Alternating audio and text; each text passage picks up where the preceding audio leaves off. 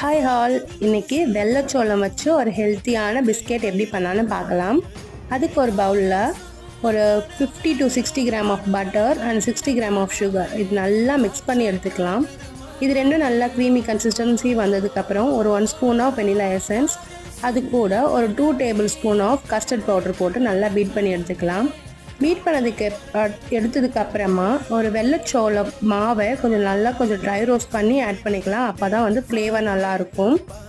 இந்த மாவை ஆட் பண்ணதுக்கப்புறமா நம்மளுக்கு பிடிச்ச டூட்டி ஃப்ரூட்டி, பாதாம், முந்திரி எல்லாமே போட்டு ஒரு டோ பதத்துக்கு பிணைஞ்சு இதை வந்து குக்கி கட்டர் யூஸ் பண்ணி கட் பண்ணிடலாம். கட் பண்ண எல்லா குக்கீஸுமே ஒரு ப்ரீ ஹீட் பண்ண ஓவனில் ஒரு 15 மினிட்ஸ் வச்சு பேக் பண்ணி எடுத்தோன்னா பர்ஃபெக்டாக குக்கி ரெடி ஆகிடும். இப்படி நம்ம தள்ளி பார்த்தா ஈஸியாக நம்மளுக்கு வரும். அப்போ தான் அது பர்ஃபெக்டாக ரெடியாக இருக்குன்னு அர்த்தம். ஸோ நீங்களும் ட்ரை பண்ணி பாருங்கள்.